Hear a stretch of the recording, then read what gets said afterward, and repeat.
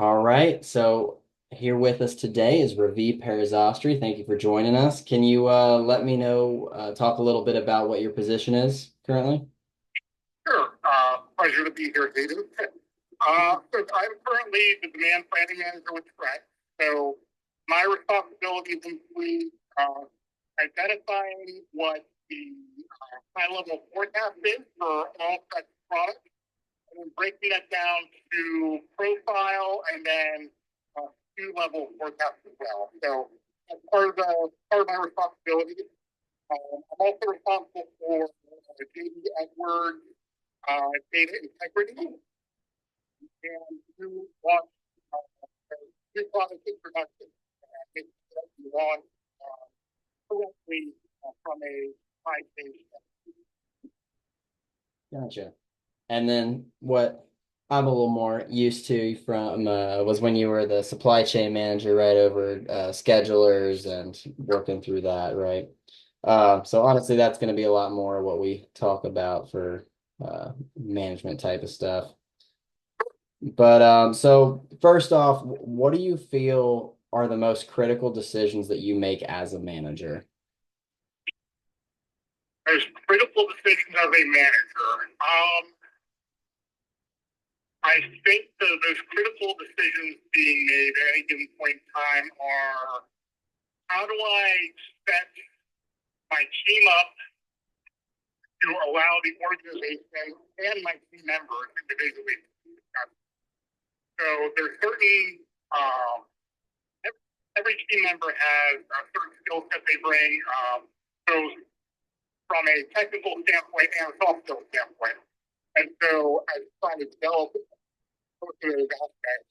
How do you set it up so that you are allowing those folks to develop while not overburdening them as well? I Yeah, think that's probably one of the most challenging and critical parts of that job. yeah, absolutely. I mean, developing is the toughest thing, really. That's a kind of the whole goal, right? Uh, Absolutely. so how do you how do you go about developing your team? Like goal setting or targets or development training plans? What are some good strategies that you use? Sure. I think, first and foremost, you have to understand what is it, what's the end game for each employee. What is it that they are trying to accomplish? Where do they want to be? Where do they want to go? If you have an employee who absolutely loves what they're doing, they want to do it for the next 20 years, then you're looking at, okay, how do we become more subject matter experts? Get into maybe the more technical nuances, as well as, if there's a soft skill that that goal. If someone wants to get into a leadership role, then that's a different development altogether. You're looking at, okay, maybe we're setting you up with one-on-one with other leaders. We're giving you opportunities to be project. We're giving you exposure to some of the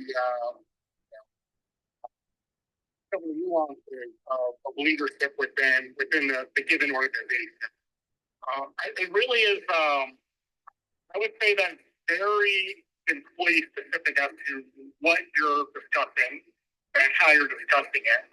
One thing that I've done since I've come to Track is I hold weekly one-on-one. So, usually 30 minutes. Um, and so sometimes people say, hey, I'm too busy, I can't do a one-on-one today. That's okay. You cancel the one-on-one. But those one-on-ones are meant to be purely so rather than going into what's my task list and what have I done for the last 5 days or 5 working days, I should know what that is because I'm having conversations with my team throughout the week. Mhm. So really, that is I look at one-on-ones as their time to be able to talk through what is it that you're looking to do, what lessons learned have we had, both positive and negative. And if it's negative, okay, what have we learned and what are we going to do differently? If it's positive, it's great. Like how do we continue along this path? Yeah, no, that makes sense. So it's sort of touch point more in your one-on-ones of like how they're doing personally within the role and what they need from you developmental wise?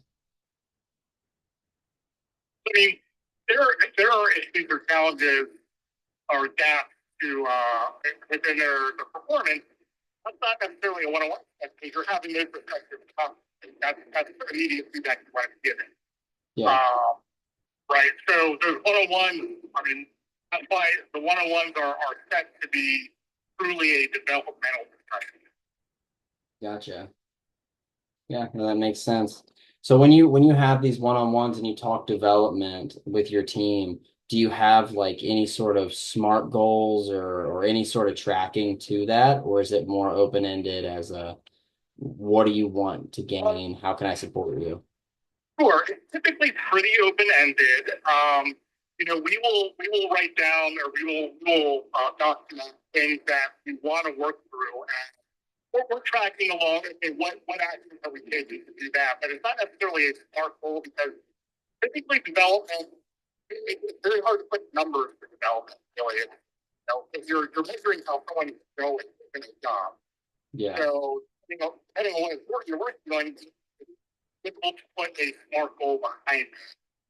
Um, so I have not done a lot of SMART goals when it comes to development goals. It's more along the lines of, hey, you went through a training, you went through John Harrison training, for example, or you went through Excel training. What were your takeaways from that training, and how are you going to implement those into your day-to-day operation?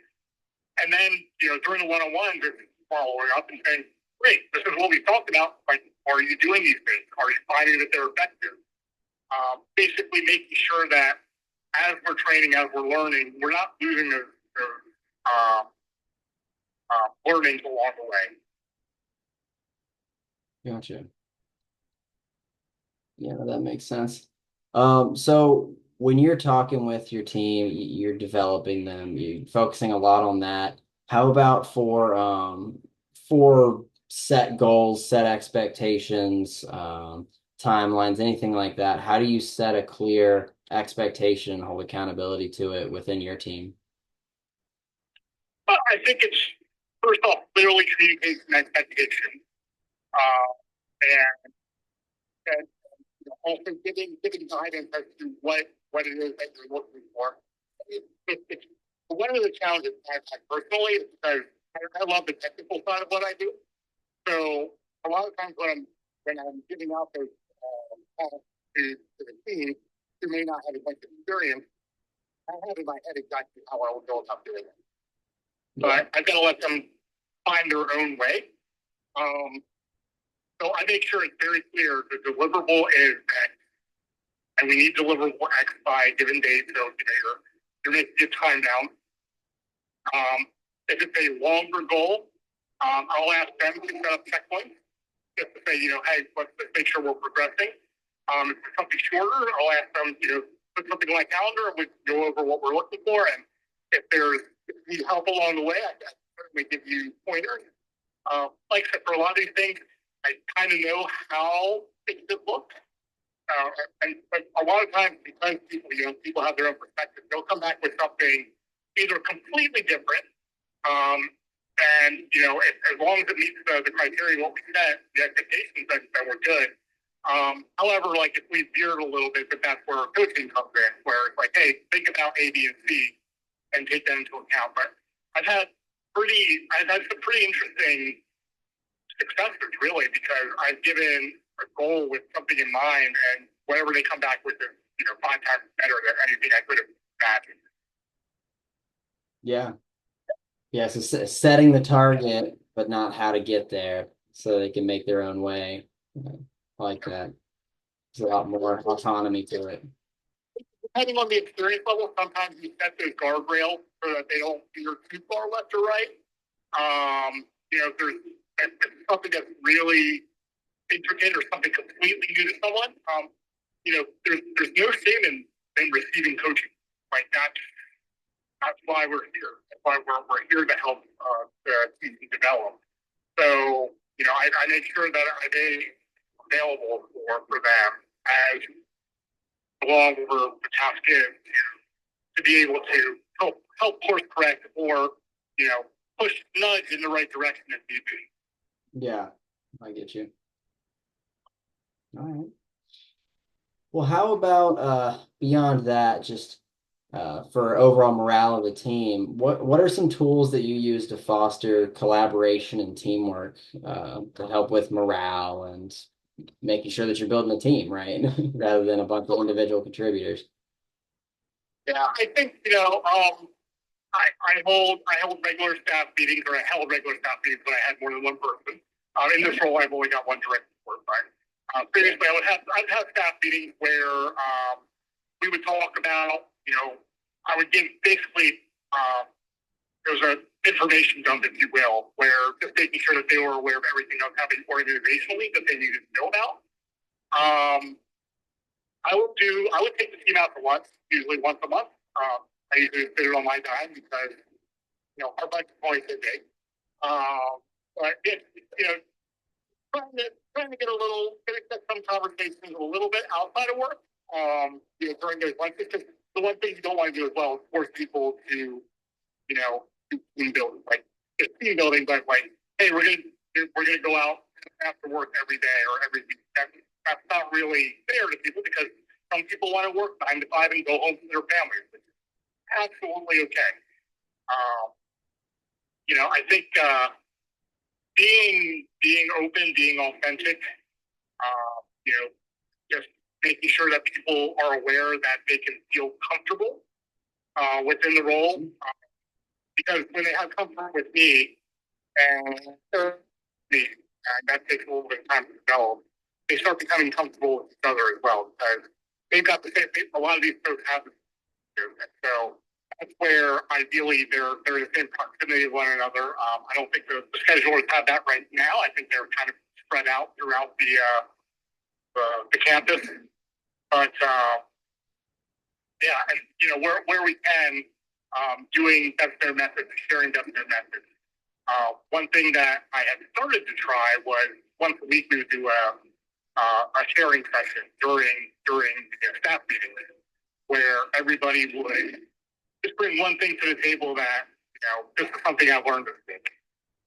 And then we'd also post our win for the week, where it's like, what's the one thing that you feel really proud of in your accomplishment? We send it out to everybody, so everybody has a feel for what everybody else is working on. And that would often start conversations of, hey, like I've had this problem as well. Can you show me what I can do to make it better? Yeah, no, that makes sense. All right. Well, we're running a little low on time here, so I'd like to just close out with one final question. So what advice would you give someone who's just starting out on a management path? Starting off in a leadership role. Yeah, Gotcha. Um, Make sure you always have time for your people. The reality is that a Trek, and those places I've worked previously, managers are working managers. And what I mean by that is your job isn't like percent beat odds or that. The reality is that we're doing a lot of that needs to get done. So it's very easy to say, well, I got 6 hours of work. That is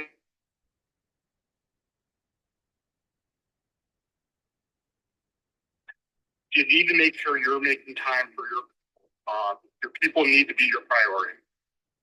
absolutely. That's a good part. Even though you've got a lot of work to do yourself, and you're lined right up there to make sure that you're focusing on the team. That's a good idea. I like that. All right. Well, thank you for joining me today. I really appreciate you taking the time to answer some questions and share some of your wisdom. Sure, my pleasure. All right. Well, thank you. Have a good day. Take care. You too. See ya.